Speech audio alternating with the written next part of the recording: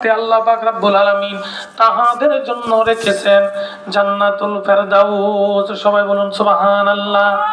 এই কালেমার জন্য, ঈমানের জন্য আমরা সবাই জানি যে চাচা নবীজি সাল্লাল্লাহু আলাইহি সাল্লামের মা বাবা দাদা ইন্তেকাল করার পরে নবীজি সাল্লাল্লাহু আলাইহি সাল্লামকে বাল্য জীবনে যে চাচা অত্যন্ত আদর যত্ন করে লালন পালন করেছিলেন, ওই চাচার ঘটনা আমরা সকলে জানি না যে আবু তালেব।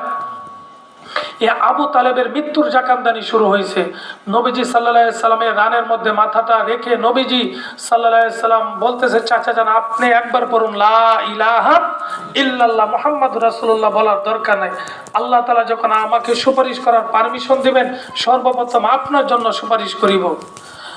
নবীজির প্রিয়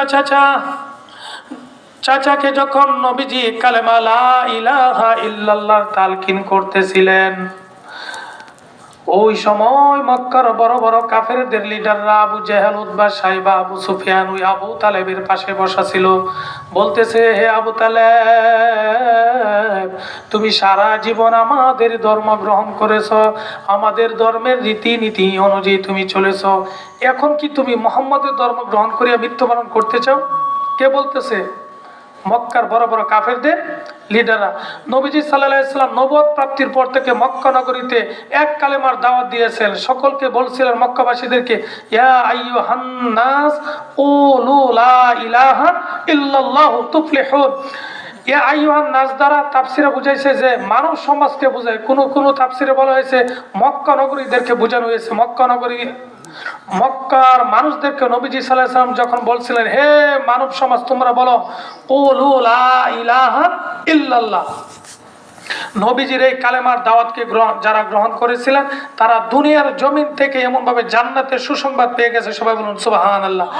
আমরা জানি আশারা মুবাশশারা 10 জন সাহাবীরা সর্বপ্রথম যে এই কালেমার দাওয়াত গ্রহণ করেছিলেন, ইসলামের প্রথম খলিফা হযরত আবু বকর সিদ্দিক রাদিয়াল্লাহু তাআলা। জোরে বলুন আল্লাহু আকবার।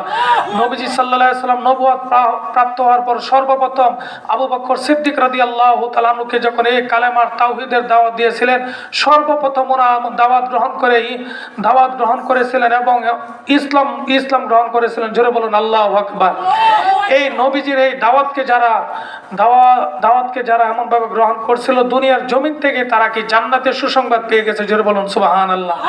আর যারা মানে নাই তারা দুনিয়ার জমিন থেকে লাঞ্ছিত, অপমানিত, বেইজ্জত হয়েছে। কি বলেন, হয়েছে কিনা? এই জন্য দেখেন আবু জেহেল, উতবা, সাইবা, আবু সুফিয়ান নবীজির চাচাকে যখন নবীজি কালেমার তালকিন করতেছিলেন, তখন ওই পাষণ্ড কাফের বেঈমানেরা বলতেছিলেন, তুমি মুহাম্মদের ধর্ম গ্রহণ করিও না, তুমি কালেমা স্বীকার করিও না। নবীজি একদিক দিয়ে কালেমার তালকিন করে, আরেক দিক দিয়ে কাফেররা ওই আবু তালেবকে কালেমা না পড়ার জন্য এমন ভাবে আদেশ করিতেছে। তখন ওই আবু তালেব বলতেছে, হে ভাতিজা, আমি জানি তুমি সত্য নবী, আরবের লোকেরা তোমাকে আল আমিন বলিয়া খেতাব দিয়েছে।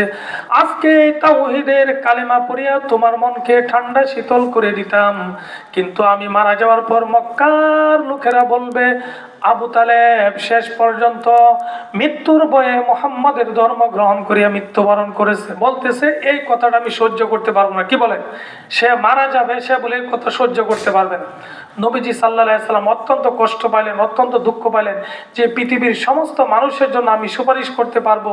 যে চাচা আমাকে অত্যন্ত আদর যত্ন করে লালন পালন করেছিলেন, সে চাচা জন্য আমি সুপারিশ করতে পারবো না। চাচা বেঈমান হয়ে মৃত্যুবরণ করছে। নবীজির এই কষ্টের কথা শুনে আল্লাহ পাক রব্বুল আলামিন কোরআনুল কারীমের একটা আয়াত নাজিল করে নবীজিকে সান্ত্বনা দিয়ে বলিলেন, ইন্নাকা লা তাহদি মান আহবাবতা ওয়ালাকিন্নাল্লাহ ইয়াহদি মান ইয়াশা। আল্লাহ পাক বলতেছেন, হে রাসূল, হেদায়েত আপনার হাতে নেই, হেদায়েত হলো আমার হাতে।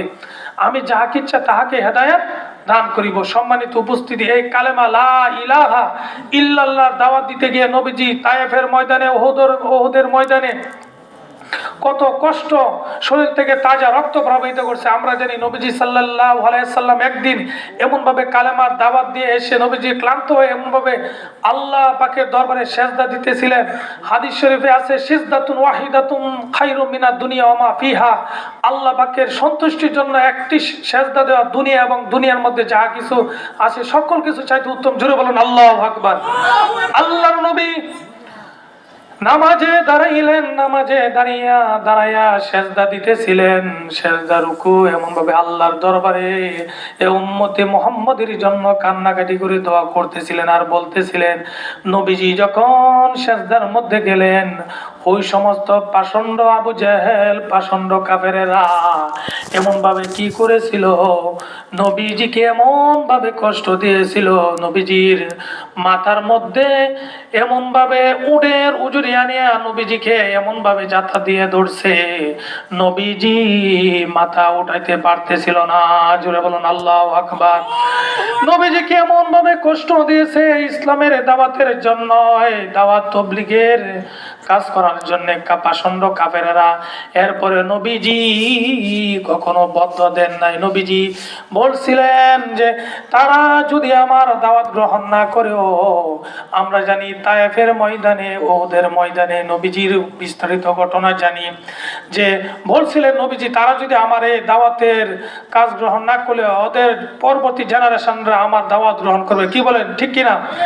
উটের উজুরে আনিয়া নবীজি কেমন ভাবে যাতায়াত ধরছে, এই দৃশ্য নবীজি প্রিয়তমা কন্যা ফাতেমা রাদিয়াল্লাহু তাআলা আনহা দেখছেন। দেখিয়া দৌড়ে আসে নবীজির উপর থেকে এমন ভাবে উটের উজুরি আনিয়া এমন ভাবে সরাইয়া দিছে নবীজি সাল্লাল্লাহু আলাইহি সাল্লাম। তখন কেমন ভাবে এমন ভাবে এই নবীজির সাজদা থেকে এমন ভাবে মাথা উঠেছে। জোরে বলুন আল্লাহু আকবার।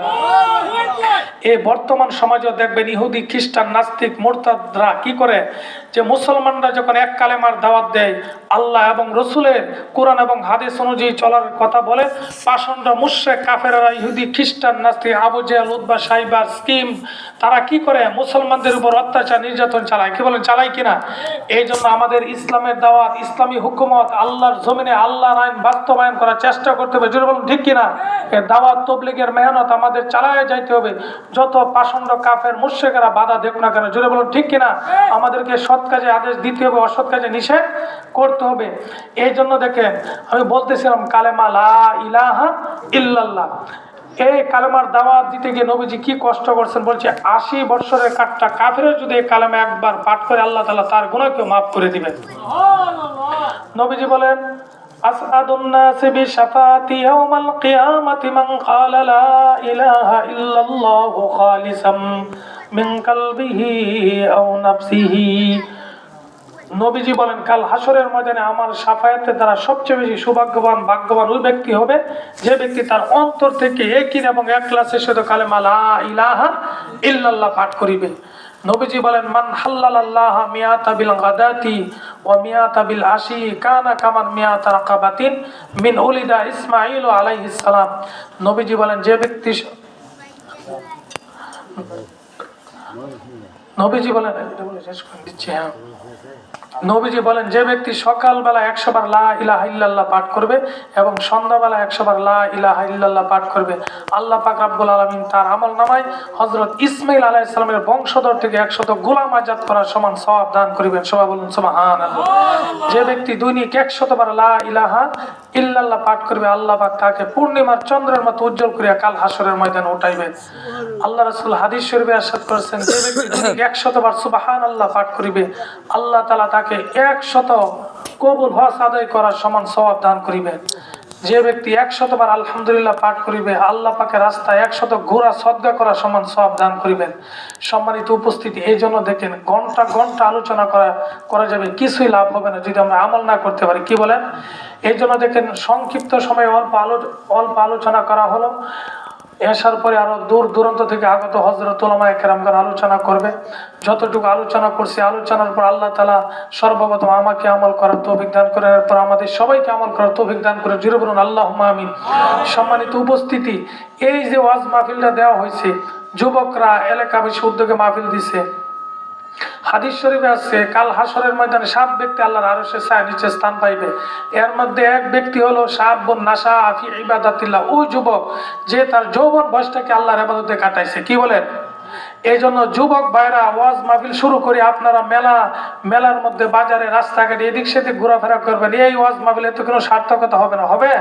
এই জন্য আসুন আজকের এই ওয়াজ মাহফিল থেকে আমরা প্রমিস করি, অঙ্গীকার করি, আজকের এই তাফসিরুল কোরআন মাহফিল শুনে, আলেম ওলামাদের আলোচনা শুনে আজকে থেকে আমরা 5 ওয়াক্ত নামাজ আদায় করব, কোরআন তেলাওয়াত করব, দাওয়াত তবলিগের মেহনত চলবো, মানুষদেরকে সৎ কাজের আদেশ দিব, অসৎ কাজের নিষেধ করবো। আর কি হক্কানি আল্লাহ ওয়ালাদের সুহবতে চলবো, কোনো বন্ড বাতিল ফেরকা, বন্ড বাতিল পীরদের সুহবতে থাকবো না। কি বলে চলতে রাজি আছি সকলে? আল্লাহ তাআলা আমাদের সবাইকে আল্লাহ ওয়ালাদের সুহবতে থাকার মতো তৌফিক দান করুন এবং সবাইকে আল্লাহর হুকুম নবীজি সুন্নাত আদর্শ অনুযায়ী চলার মতো তৌফিক দান করুন। আমিন। হাযা আখিরি দাওয়ানা আলহামদুলিল্লাহি রাব্বিল আলামিন। আসসালামু আলাইকুম ওয়া রাহমাতুল্লাহি ওয়া বারাকাতুহু। সুবহানাল্লাহ আল্লাহুম্মা ওয়া বিহামদিকা আশহাদু আল্লা ইলাহা ইল্লা আনতা আস্তাগফিরুকা ওয়া আতুবু ইলাইক।